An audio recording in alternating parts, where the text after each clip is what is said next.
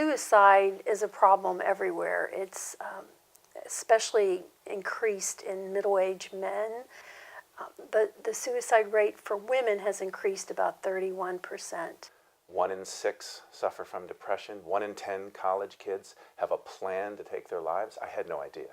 Nobody ever talks about it. About 80% of my clients are bipolar. Bipolar diagnosis comes with a pretty high, at least attempting of suicide. It's over 50 or 60% have at least attempted suicide. Teen suicide is an absolute epidemic. So the doctor told me that I was bipolar, and that was, to me, it's very shocking because I just thought like, well, I've seen movies of people who are diagnosed with bipolar, and that's not me. Dissociative identity disorder, that was when I was 17, and anxiety disorder.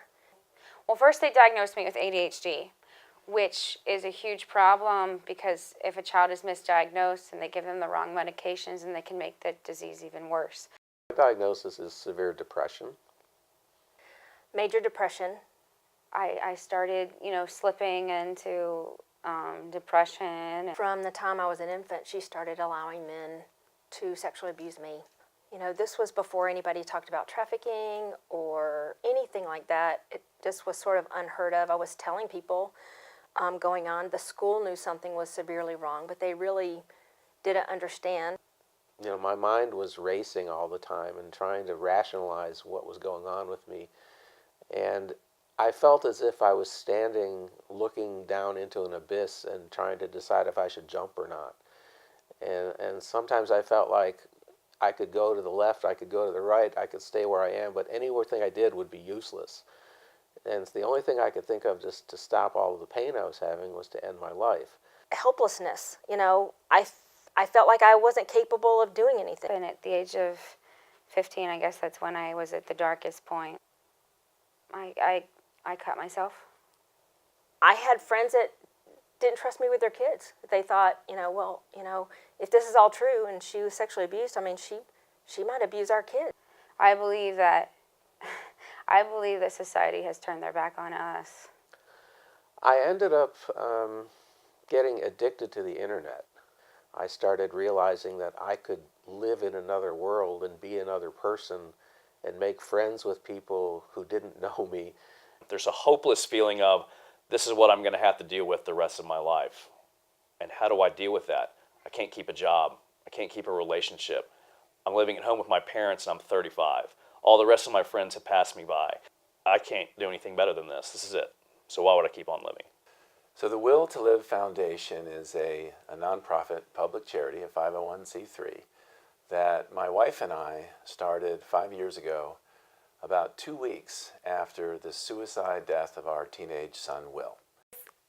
The physical aspect of the pain was very easy to talk about, but I don't think I've even admitted it to myself that there was a connection there because who wants to be looked at as crazy or that you're causing yourself pain? Or if you know how to control it, why do you let yourself get there? Why do you get upset? We had absolutely no idea that our boy, big, strong, handsome, healthy, successful, popular, a great athlete, a great musician, and a great student, was struggling.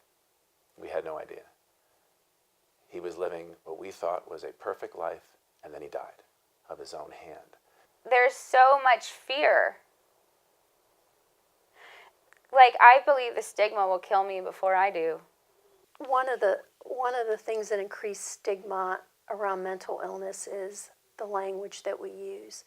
People are not their disease. And I did everything to avoid admitting it. And that's one of the biggest pieces is I punished myself so much because it was taking me a long time to heal. I thought, okay, it's done. I should just be over this. When you look at the symptoms of bipolar, someone with, manic episodes, I have some of these symptoms. And it would be really hard for me to lie to myself about not having them. I, a lot of times, doubted what was going on with me. I half the time didn't even believe myself. The memories. It felt like she was calling me crazy. I just thought it was a nice way of saying you're crazy.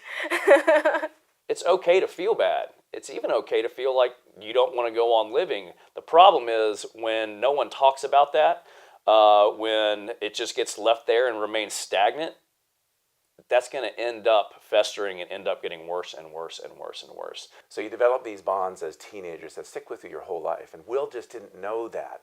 And I thought, gosh, if he just would have understood that he already had these close friends, maybe he would have reached out and talked to them. Most important thing is to ask the question, to not be afraid to ask the person, are you thinking of harming yourself? Are you thinking about suicide? If you're looking at someone, if they've started to kind of separate themselves from the group, if they're isolating a lot, that is one particular symptom.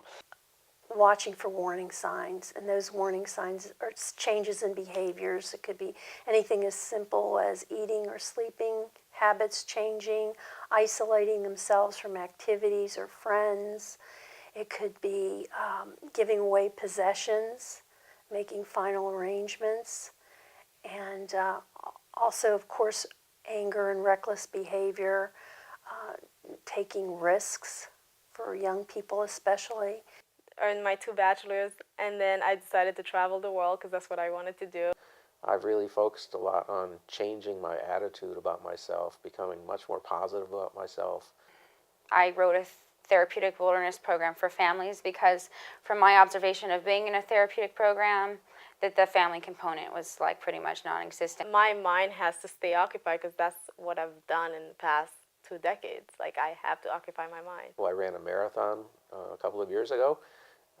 Just decided it was something I wanted to do, and I set out to do it. I had been clean from alcohol and marijuana for that was what I was battling with for over 7 years. The biggest thing you can do is talk to a person. You are amazing.